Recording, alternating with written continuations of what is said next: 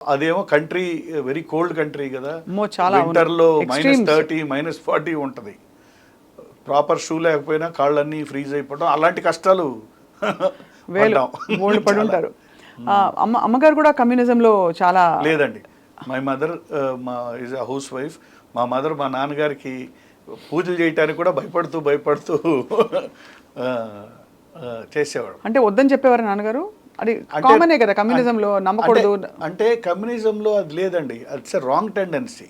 మన ఇండియాలో ఉన్న రాంగ్ టెండెన్సీ. కమ్యూనిజంలో దేవుడిని పూజ చేయకూడదు అనేదే లేదు. Because I stayed in all communist countries. రష్యాలో 80% మంది చర్చికి వెళ్తారు కమ్యూనిస్టులు. చైనాలో 30-40-50% మంది బుద్ధిస్టులు. Communism, this is Marxism, this is a socio economic political theory. అంతే తప్ప ఒక జీవన విధానం. దీనికి దేవుడితో అసలు సంబంధమే లేదు. మీ అది హేతువాదులు, అది ఎథియిస్టులు, వాళ్ళు నమ్మరు. కానీ ఏ కంట్రీలోనూ కాస్త అన్పాపులర్ చేయటానికి వీళ్ళు దేవుడు నమ్మరు, దేవుడు ఇది అనేది. కానీ అసలు కమ్యూనిస్టు ఏ కంట్రీలోనూ దేవుడిని మీరు పూజించొద్దు అని. రష్యా నిండా చర్చిలు వాళ్లే కట్టారు కదండి. అవునవును. చైనాలో బుద్ధిస్ట్ టెంపుల్స్ అన్నీ గవర్నమెంట్ కట్టింది కదండి. మీరు ఏ కంట్రీ అయినా తీసుకోండి, there is nothing in this particular thing. So అయితే మరి అక్కడి నుంచి మీరు డిఎం వచ్చాక మీరు when you became the head of the company, ఆ తర్వాత వచ్చేసారా ఇండియాకి మళ్ళీ? వెంటనే నేను దాని తర్వాత ఏం చేశానంటే, అక్కడ మల్టీనేషనల్స్ ఉండేయండి. ఈ మల్టీనేషనల్ కంపెనీ మంది ₹1 వాళ్ళు 100,000 రూపాయలకి అమ్మేవాళ్ళు. సో ఇండియాలో ఉన్న మన doctor Reddy's, Natco, Cipla, Cadila, Ranbaxy, Torrent, why should we not introduced అని I introduced all the Indian medicines. We are in par with the international medicines. మాది క్వాలిటీలో ఏది తక్కువ లేదని then I had a pharmaceutical company. I headed, అంటే it's a Russian company, I headed the company as MD. And Indian ప్రొడక్ట్స్ని చాలా popular చేసేసి, the Russian papers also, top papers wrote that the man who change the pharma business in Russia అని. We almost multinationals కంటే గొప్పగా మన Indian products అమ్మాం. అక్కడ తీసుకెళ్ళి ఎంత గొప్ప విషయం సార్ అది. అంటే అది అనుకుని మీరు సంకల్పించి చేశారో, పరిస్థితులు మీకు అలా దారి చేసారో తెలియదు, కానీ మొత్తానికి మీరు అలాగా 2 దేశాల మధ్య ఒక విధమైన ఈ దేశం వచ్చింది మాత్రం కేవలం సినిమా మీద ప్రేమతోనే. అప్పటికే మీకు చెప్పారా మీరు సినిమాలకు బాగుంటారు కదా, నాన్నగారు వేశారు కదా? అది రెగ్యులర్ అండి. మా నాన్నగారికి వెళ్ళమని అదేం లేదు. బట్ మదర్కి నేను డాక్టర్ అవ్వాలి, I should become a doctor. అది నాన్నగారికి డాక్టర్ అయినా ప్రజా వైద్యశాల పెట్టాలి, ప్రజలు వైద్యం చేయాలి. ఇప్పుడు నెల్లూరులో రామచంద్రారెడ్డి గారి ప్రజా వైద్యశాల ఉంది, ఆ టైప్లో ప్రజల కోసం చేయాలి. సో అలా మరి చాలా ఆశ్చర్యం సార్, ఎన్ని జర్నీలు మీకు. ఒక పక్క ఈ ఫార్మా బిజినెస్లో, రెండో వైపు సరే మీరు పడ్డ కష్టాలు. సినిమాల్లోకి వచ్చినప్పుడు మీరు యాక్చువల్లీ చిన్నప్పుడు బాలనటుడిగా నేను ఎర్రమల్లి సినిమాలో స్టేషన్ కాడి రాజాలింగో, అంతేనా?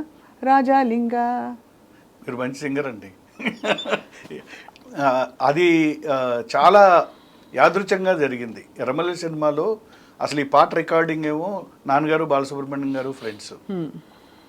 జస్ట్ మాట్లాడతా సిస్టర్ ఏం చేస్తుంది అంటే ఏదో సంగీతం అంటేను ఇప్పటికిప్పుడు పిలువని పిలిపించి శైలజ గారు, ఎస్పి శైలజ గారి చేత ఫస్ట్ పాట పాడించారు. అది యాక్టింగ్ కూడా. ఆ పాట అప్పట్లో సినిమా రిలీజ్ అయితే ప్రొడ్యూసర్స్ ఇంట్లో క్యాసెట్ ఉంటుంది కదండి, ఆ ప్లే అవుతుంటే నేను మొత్తం పాట డ్యాన్స్ వేస్తున్నా. వారు వచ్చారు ఇంటికి, వారిని చూడలా.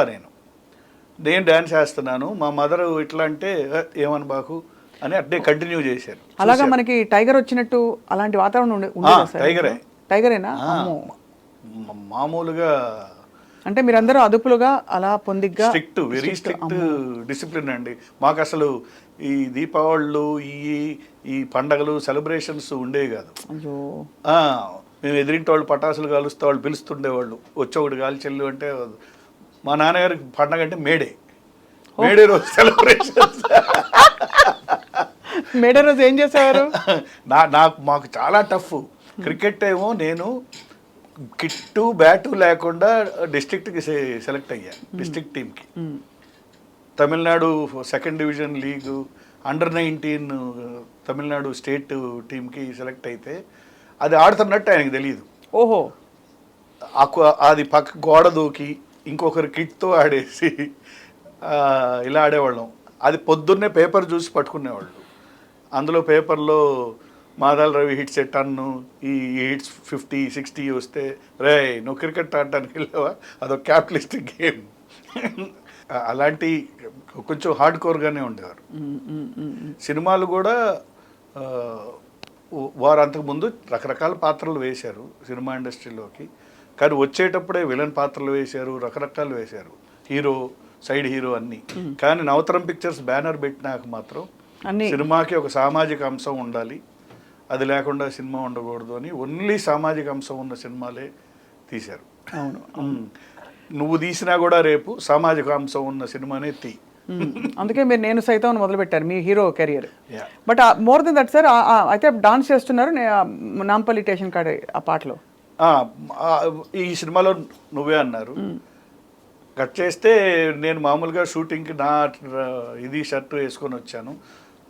ఆ పాటకి డైరెక్టర్స్ ఎంతమంది అంటే నాన్నగారు, టి కృష్ణ గారు, ధవళ సత్యం గారు, బి గోపాల్ గారు, వీళ్ళంతా ఒక టీం కదండి. అవును. చొక్కాని బరబర జించేసి అన్నీ వేసి మట్టి అంతా పూసి వెళ్ళు అన్నారు. ఇదే మేకప్ అని. నేనేదో ఇంకా మనకి మేకప్ వేస్తారు బాగా అందంగా అయ్యి అని, ఇంకా చాలేదు కాస్త మట్టి పోయింది కానీ మట్టి పూసారు. అయిపోయిన తర్వాత నో డాన్స్ మాస్టరు, ఎవ్వరు లేరు, నీకు తెలిసింది ఎగురు, షార్ట్ పెట్టడం ఇది ఎగురు. 4 o'clock సాంగ్ అయిపోయింది. ఆ సాంగు తెలుగు చలనచిత్ర 100 yearsలో వన్ ఆఫ్ ది బెస్ట్ సాంగ్స్లో 40th సాంగో ఏదో వచ్చింది. దాని తర్వాత 2 decades I think it was top song. ఇప్పటికీ చాలా అన్ని విధాలా అది అంటే బాగా గుర్తున్న పాట కాబట్టి టాప్ సాంగే. అసలు ఆ థియేటర్లో అయితే ఆయన అనేవారు, రే నా పాట కంటే నీ పాటకి ఎక్కువ చిల్లర వేస్తున్నారంట. అప్పట్లో మనకి ఈ డబ్బులు గోతాలు వేసేవారంట వారిది. అందులోనే ఓ లగజిగు లగజిగు లంబాడిల్ల జనక జనకరే తగిట తగిట తగ తాళం మెత్తు తిరగబడరా అన్న ఉంది. దానికి వేసేవాళ్ళు, దీనికి కంపారిజన్ నీ పాటకి ఎక్కువ వేస్తున్నారంట అని. అంటే వై? బికాజ్ ఇప్పుడు మనం చేసింది ఏం లేదండి, ఆ పాటలో ఉన్న భావం, వారి సినిమా హానెస్టీ, ఆ రోజున పరిస్థితులకి అది బాగా అద్దం పట్టింది. తిందామంటే తిండి లేదు, ఉందామంటే ఊరు లేదు, వెళదామంటే చేద్దామంటే కొలువు లేదు, పోదామంటే నాంపల్లి స్టేషన్ కాడి రాజాలింగో రాజాలింగ రామారాజ్యం తీరు చూడు శివ శంభులింగ. తిందామంటే తిండి లేదు, ఉందామంటే ఇల్లు లేదు, చేద్దామంటే కొలువు లేదు, పోదామంటే నెలవు లేని అమ్మకే అతుకుల బతుకు, ఉన్న బొమ్మకే అందం ఎరువు, సారల్లో నా తిరిగే తల్లికి కట్టే బట్ట బరువు అయిపాయ్ పల్లి స్టేషన్ కానీ. మ్యూజిక్ కూడా భలే కుదిరింది, అన్ని చక్రవర్తి గారండి. అసలు ఇది అదొక సూపర్ హిట్ ఫిలిం. ఆ ఫిలిం ఒక్క ఫిలింకేనండి ఫస్ట్ టైం ట్రెండింగ్లో థియేటర్కి ఎద్దుల బళ్ళు, ట్రాక్టర్లు, ఊరు అంతా కదిలి వచ్చే ఫస్ట్ సినిమా అండి అది. అంటే విలేజెస్ నుంచి థియేటర్కి ఎద్దుల బళ్ళలో, ట్రాక్టర్లలో జనాలు ఆ సినిమా చూడాలంటారు వచ్చి థియేటర్ బయట కొన్ని 100 బళ్ళు కట్టేసి ఉండేవంట. దాదాపు I think 25 weeks all the theatres ఆడినట్టుంది. ఆ తర్వాత మరి చైల్డ్ ఆర్టిస్ట్గా మీరు కంటిన్యూ అవ్వలేదా? చేశానండి, చాలా ఆల్మోస్ట్ ఈ స్వరాజ్యం సినిమాలో, దాని తర్వాత వచ్చిన స్లమ్ డాగ్ మిలియనర్ కంటెంట్తోనే ఓ మంచి, ఇది తినడానికి తిండి లేని స్వరాజ్యం, అనడానికి స్వేచ్ఛ లేని స్వతంత్రం అని వెరీ సెటైరికల్ సబ్జెక్టు. ఆ పిల్లోడు నా క్యారెక్టర్ నాది. ఆ పిల్లోడు అంటే తినడానికి తిండి లేకుండా కుప్పదొట్లో ఏరుకొని, ఇది మన అటుపక్క ఇండిపెండెన్స్ డే ఫ్లాగ్ హాయిస్ట్ అవుతుంటుంది. How the slum people are suffering. కానీ అన్ని సినిమాలు చేసి మీరు మళ్ళీ మీ రూట్ మారింది. రూట్ అంటే చదువు వాజ్ ప్రయారిటీ అండి. ఎప్పుడు స్కూల్లో కూడా, అసెంబ్లీలో కూడా ఫస్ట్ ర్యాంక్ రాకుండా ఫస్ట్, సెకండ్, థర్డ్ అసెంబ్లీలో ఇచ్చేవాళ్ళు. ఈ మూడిట్లో పేరు రాకపోతే మళ్ళీ కళ్ళమట కారుతుండే. సో మేమందరం కలిసి చదువుకున్నాం. Kesari higher secondary Mylapore was very popular for Telugu people ఆ రోజుల్లో చెన్నైలో. మన రఘుబాబు గారు, బోసు బాబు, రవిబాబు, సాయి కుమార్ అన్న, రవిశంకర్ గారు, అయ్యప్ప నేను క్లాస్మేట్స్. ఆ, సో ఈ సినిమా అట్మాస్ఫియర్లో చదువుకున్న వాళ్ళందరివి మేమందరం రకరకాల జాబ్స్ దీనికి వెళ్ళాం. మళ్ళీ రవిబాబు కూడా అటు సినిమాటోగ్రఫీ ఏదో ఇంజనీరింగ్ అటు ఇటు అందరం మళ్ళీ ఇటే వచ్చాం. వచ్చారు. అది మనసు, అది పేగుబంధం ఇది. అది కానీ యువర్